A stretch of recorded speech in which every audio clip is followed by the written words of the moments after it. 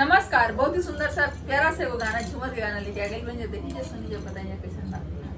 मैं तेरा हनी लौटावा पाखरत रहनी पौआ चाली हो आइले ना काला कता से ले डरवा चाली हो आइले ना काला कता से ले डरवा चाली हो आइले ना सास घरे हइये ना ननदा घरे हइये ना देवरा बचावा चिठिया पढ़ के सुनावाले देवरा बचावा चिठिया पढ़ के सुनावाले देवरा बचावा चिठिया पढ़िया जाबा हमके सुनावाले सुना हे भाऊजी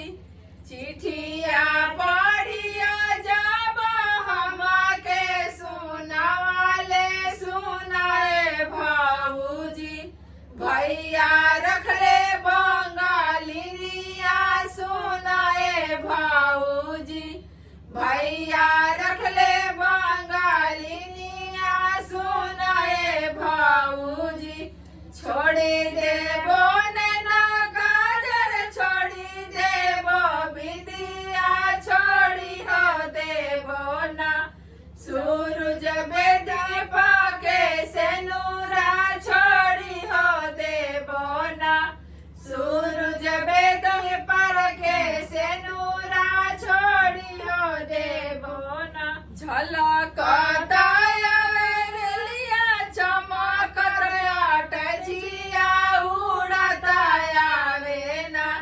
हमरो सैया के जुलुबिया उड़ता आवे ना हमरो सैया के जुलुबिया उड़ता आवे ना कइले बोलना काजर कइले बो बिंदिया कई होले बोना सूरज बेदा पर के से नूरा कई होले बोना सूरज बेदा पर के से नूरा कई होले बोना।